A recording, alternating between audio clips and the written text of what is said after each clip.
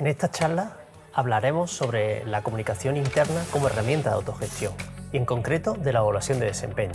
Veremos sus beneficios, cómo realizarla y las diferencias entre cómo hacerla en una empresa tradicional y cómo se hace en una empresa TIC.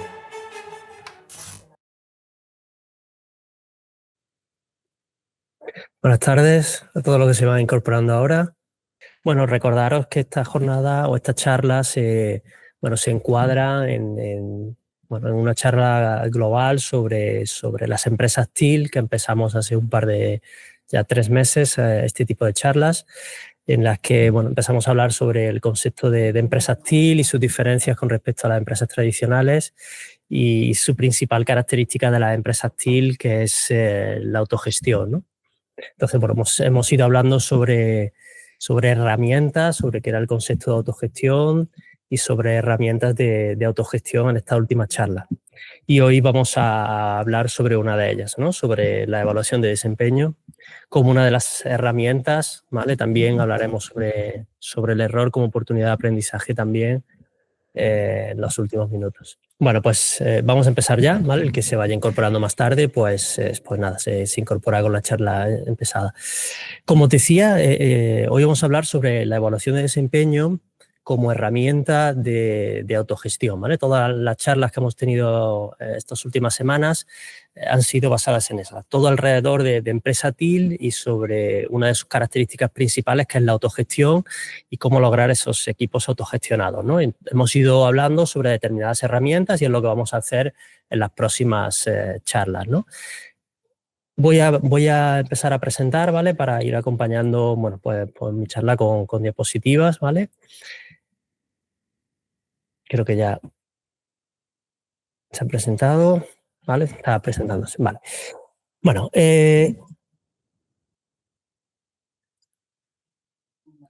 aquí, vale. La evaluación de desempeño, quiero primero empezar por lo global y después ir a lo particular, ¿no? Hablábamos en la última charla sobre una de las herramientas de la autogestión, que era la comunicación interna, ¿vale? Porque la evaluación de desempeño se engloba dentro de algo más, un conjunto más amplio, que es la comunicación interna. Hablamos en la anterior charla, esto un poco es hacer un poco resumen de la anterior durante un par de minutitos, de qué era la comunicación interna y por qué era tan importante dentro de la autogestión. Y las distintas fórmulas que había de comunicación interna, ¿no? De los diferentes flujos de información que al final es la comunicación interna, cómo navega esa información dentro de la empresa, ¿no? Y estaba la comunicación interna vertical ascendente, es decir, la que baja de los líderes hacia abajo, la comunicación vertical ascendente, perdón, que es la que va desde el equipo hacia arriba, la descendente, que va del líder hacia abajo, y la comunicación horizontal, que es la que se produce dentro de un mismo departamento. La ascendente fue la que vimos en la anterior charla, que hablamos sobre análisis interno, ¿no? Y hablábamos de que todo empezaba por preguntar, ¿no? Por preguntar, escuchar, ¿vale? Por escrito, hablándolo, para tener una foto real de la realidad de la empresa, ¿no?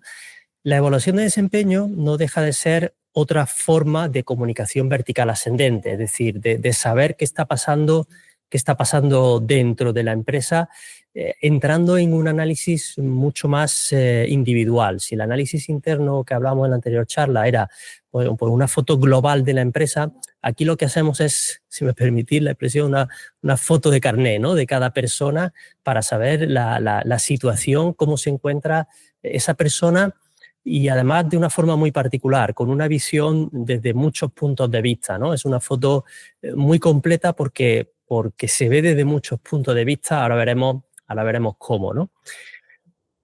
Nosotros vamos a centrar en el concepto de evaluación de desempeño 360, ¿vale? ¿Qué diferencia hay entre una evaluación de desempeño tradicional y 360? Una evaluación de desempeño tradicional siempre se ha hecho, las empresas grandes las han hecho desde hace mucho tiempo, para evaluar el rendimiento de una persona en el trabajo, ¿no? Y fundamentalmente estaba unida a, pues era el jefe directo, el superior directo, el que opinaba, el que evaluaba a esa persona a final de año para ver si había llegado a sus objetivos de producción en función del puesto, unos u otros, pero se buscaba solamente que opinase su superior directo y se analizaban aspectos muy relacionadas con el rendimiento, con el desempeño. Por eso la palabra tradicional de evaluación de desempeño estaba muy unido a eso, al rendimiento, a aspectos muy objetivos que se pudiesen medir y cuantificar fácilmente, ¿no? Eso es lo que se hacía, o es lo que es una evaluación de desempeño tradicional, que todavía se sigue haciendo mucho y que es muy loable y que no pasa nada, ¿no? Pero nosotros abogamos por una evaluación de desempeño 360, ¿vale? Y dentro de 360, bueno, pues es el matiz que tienen las empresas TIL, que lo hace que cualquier herramienta la hace un pelín diferente, ¿no?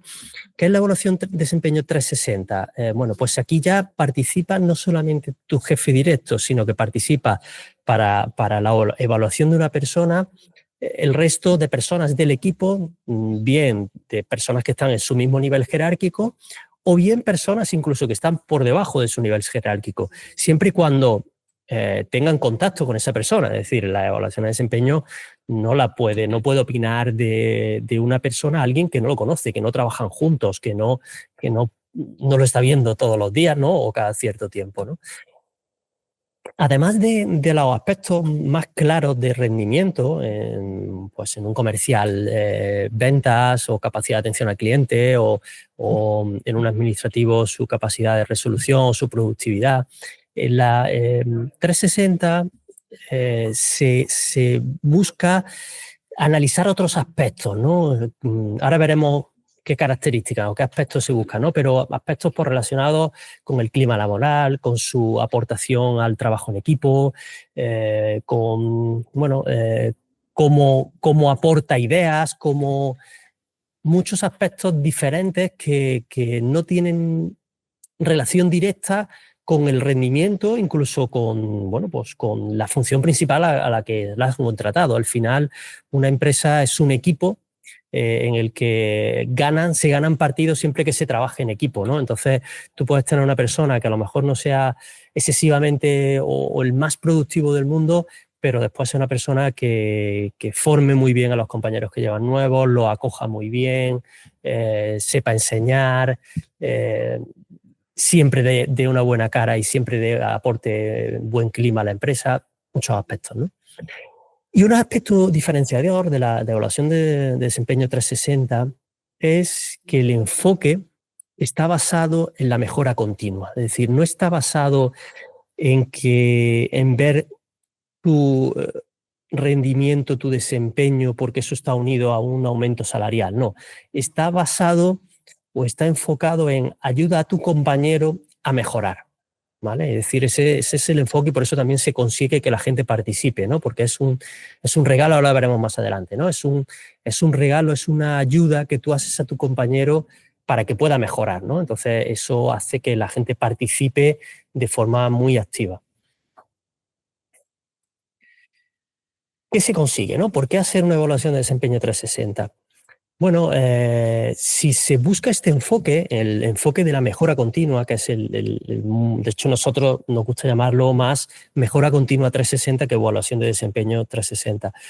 ¿Por qué? Porque así se puede hablar de todo. Es decir, tú puedes preguntar de todo y como no, al evaluar a un compañero no lo haces desde un punto de vista pensando que lo estás criticando, sino que lo haces pensando que lo estás ayudando a decirle qué cosas está haciendo bien y qué cosas puede mejorar, ambas, porque por un lado le reconoce aquellos aspectos y le refuerza aquellos aspectos que está haciendo bien y por otro lado le ayudas a mejorar aspectos que no estás haciendo tan bien.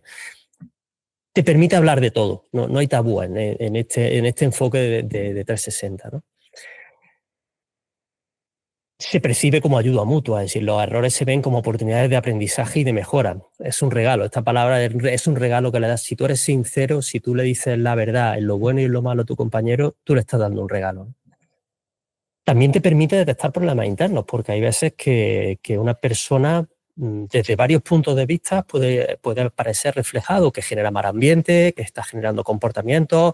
Puedes detectar un problema interno haciendo una evaluación de desempeño, aunque tu objetivo sea ver el rendimiento de las personas o la mejora, pero también pueden salir problemas internos si todo el mundo o muchas personas apuntan a un mismo sitio, ¿no? Y eso te hace estar alerta y poder resolverlo, ¿no? También puede ser una orientación, ¿vale? No es el principal objetivo, pero la evaluación de desempeño también puede ser una orientación para mejoras salariales, mejoras, cambios en el organigrama. Bueno, no tiene que ser único, pero sí nos puede dar una orientación. Aunque esta evaluación a nivel salarial, a nivel de evolución profesional, se tiene que hacer durante todo el año. No puede ser solamente ahora a final de año o en el momento que se haga la evaluación de desempeño, pero sí nos sirve de orientación, ¿no? Debe de hacerse un cuestionario. Este aspecto, igual que en análisis interno hablábamos de una parte escrita y una parte en entrevista, la evaluación de desempeño es algo que es más simple, vamos a llamarlo así, porque se debe hacer con un simple cuestionario, ¿vale? No hace falta hacer entrevistas, ¿no? Puede haber preguntas generales como estas que veis aquí, ¿no? Siempre hablando de una persona en concreto, ¿no? A una persona se le asigna, oye, tú tienes que evaluar a tal, tal y tal persona, ¿no? Entra en su cuestionario y ahora de esa persona y contesta, bueno, qué nivel de planificación y organización tiene y se establece pues una puntuación pues del 1 al 4, se puede hacer de muchas maneras, ¿no? La recesión de esos datos, pero nosotros lo hacemos del 1 al 4 y, bueno, desde máximo cumplimiento hasta un mínimo cumplimiento, ¿no? Qué nivel de iniciativa y de productividad, qué nivel de actitud positiva aporta el buen clima laboral, qué nivel de cumplimiento de horario, qué nivel de empatía, ayuda a los compañeros tiene esta persona, ¿no? Todo siempre enfocado a esa persona. Estas son generales, como veis, toca muchos ambientes. O sea, preguntas hay muchas, he puesto un ejemplo de algunas de ellas. Específicas del puesto, es decir, aquí ya si son puestos de atención al cliente se debe preguntar una serie de cosas, si son puestos administrativos una serie de cosas, si son puestos comerciales una serie de cosas, si son puestos de ingeniería, de elaboración de proyectos una serie de cosas, si es un jefe de obra una serie de cosas. ¿Por qué? Bueno, pues porque va a cambiar, esa pregunta va a cambiar en función de la labor que desarrolle. Ya nos vamos a ir a aspectos específicos, ¿no? Por ejemplo, atención al cliente. ¿Cómo dirías que gestiona incidencia y conflictos con clientes? O si es a nivel administrativo, qué precisión, o si gestiona equipos. Bueno, pues esto es, por ejemplo, esa pregunta es para alguien que gestiona equipos, que desde abajo lo van a evaluar, ¿vale? Con lo cual, bueno, pues ¿quién mejor que las personas de abajo para evaluar si eres bueno o no gestionando equipos?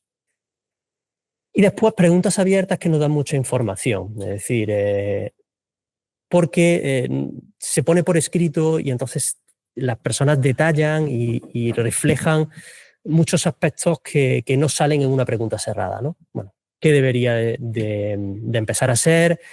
¿Qué debería de dejar hacer? ¿O qué te gustaría que continuara haciendo? ¿No? Es decir, empezar, dejar de hacer o tener continuidad, ¿no? Vale, esto respecto a la evaluación de desempeño, que, que bueno, es un aspecto muy cerrado. La clave de la evaluación de desempeño, voy a seguir un poco antes de empezar con el error. La clave por cerrar un poco con la evaluación de desempeño, la clave de acertar y de que las personas y que tengamos una foto de esa persona desde todos los ángulos que hemos hablado real, ¿vale? Es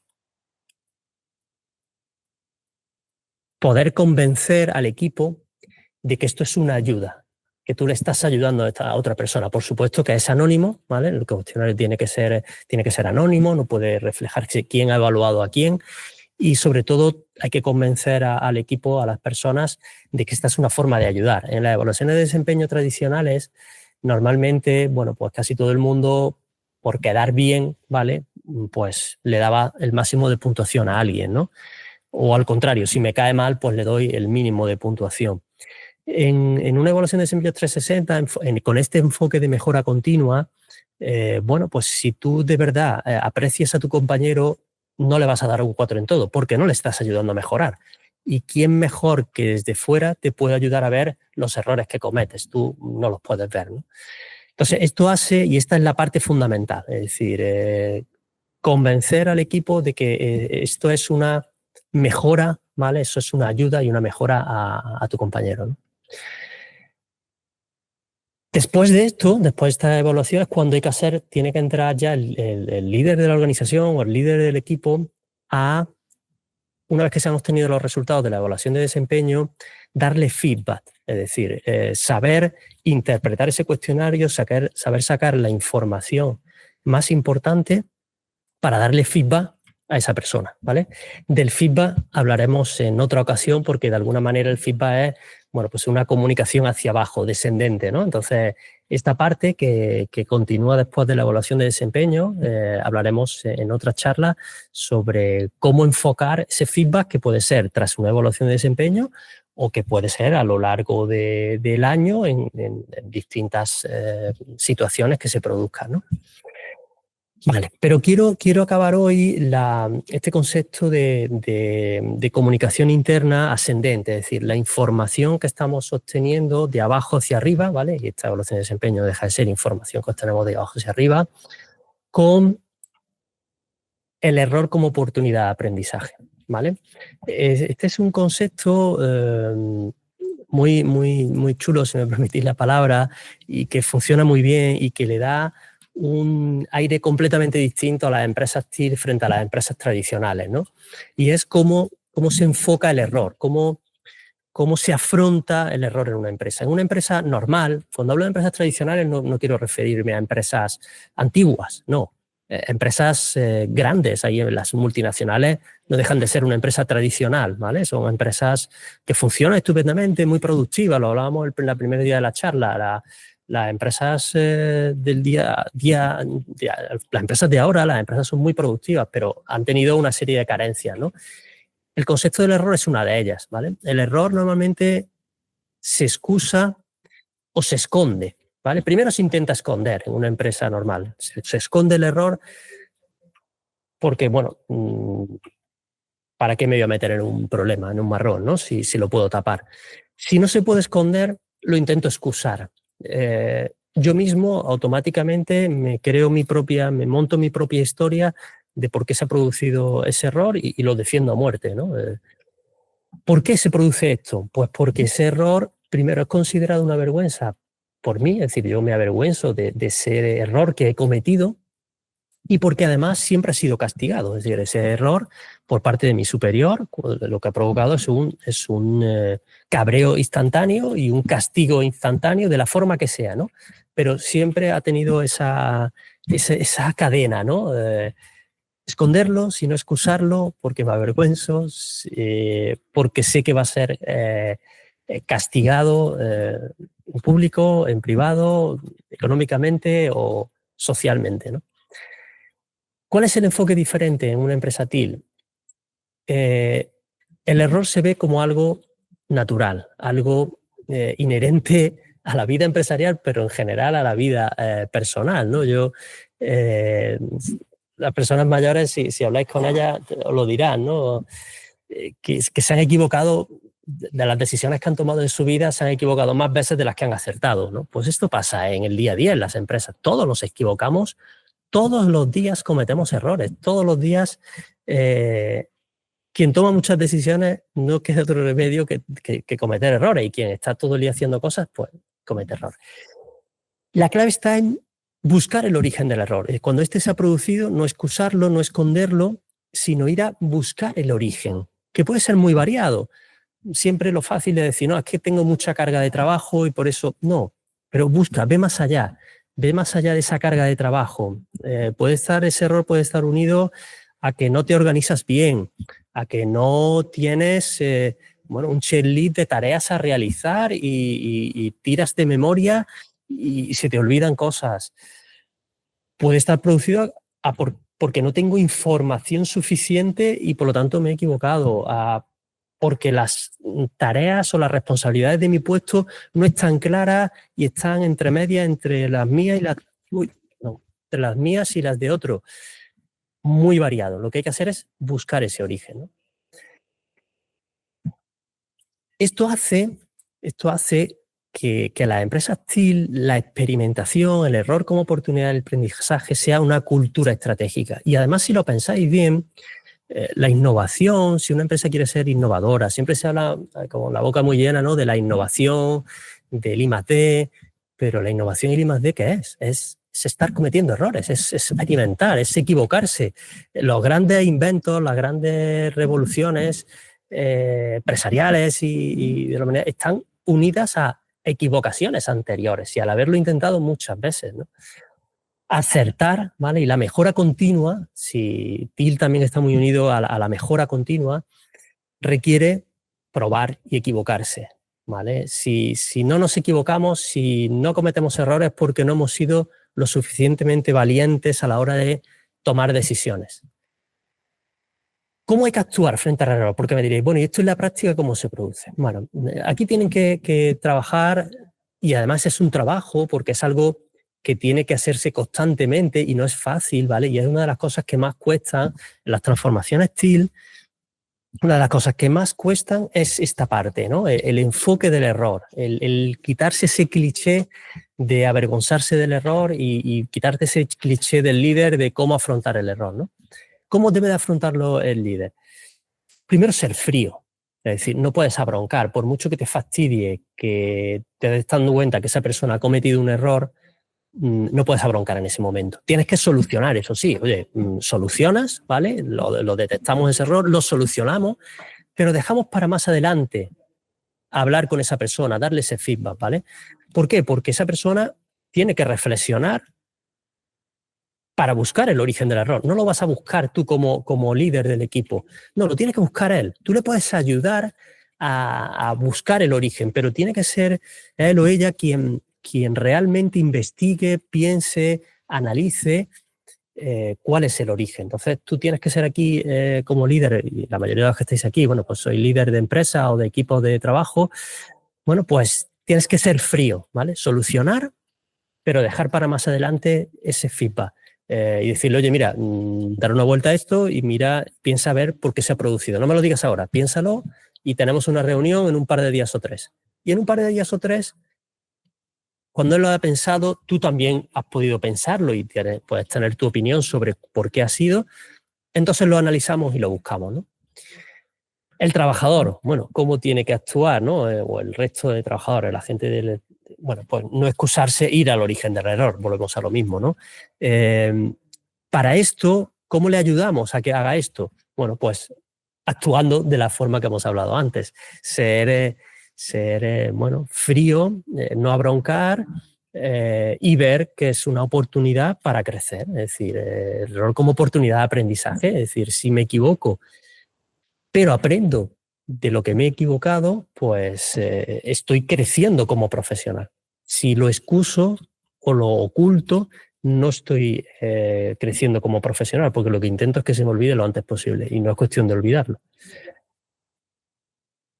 Y ya por último hay una práctica que a mí me gusta mucho, que es muy gratificante, ¿no? Y que es donde esto se aplica de verdad, que son en las reuniones del error como oportunidad de aprendizaje, ¿no? Y es donde, bueno, pues un grupo, ¿vale? El equipo de trabajo o bien de una empresa pequeña, se hace todo juntos. Si es un equipo de 7, 8, 10 comerciales, hacen la reunión todos juntos. Si es un equipo de personas de administración, pues son el equipo de administración el que lo hace todo juntos. Es decir, personas que, bueno, puedan tener cosas en común y que puedan aprender unos de otros, ¿no? Y en esta reunión empieza el líder de equipo a reconocer un error, a hablar de un error que ha cometido la semana pasada o las últimas 2 semanas, y la reunión se hace cada 15 días. ¿En qué consistió el error? ¿Vale? Bueno, pues una práctica de durante 5 minutos, tiene que estar muy estructurado en tiempo, tiene que tener una caja temporal, ¿vale? Para que sea conciso y no nos alarguemos. Explicas en qué has cometido, qué error has cometido, cuál ha sido el origen de ese error y qué has aprendido. O sea, tiene estas 3 partes, ¿no? Origen, voy a dejar de compartir ya. Vale. Tiene estas 3 partes. Origen, la parte de detectarlo, cuál ha sido el origen y qué es lo que ha aprendido, ¿no? Y esto lo va haciendo cada una de las personas de la empresa, ¿vale? Cada una de las personas que participan en esa reunión de equipo. Con lo cual se hace y no se comenta nada más. Es decir, cada uno expone durante esos 5 minutos, cada uno expone su error, ¿vale? Y nada, no hay que entrar en nada más, el líder de equipo no hay que entrar a explicarle cómo lo debería haber hecho, no. Seguimos, ¿vale?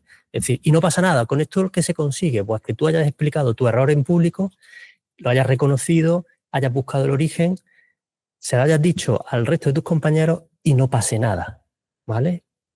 Y el siguiente hace lo mismo, el siguiente hace lo mismo, el siguiente hace lo mismo. No solamente con esto interiorizas tu error, sino que aprendes del error de un compañero, ¿vale? Porque el error que ha dicho un compañero, que ha reconocido y al que ha ido al origen, mañana te puede pasar a ti.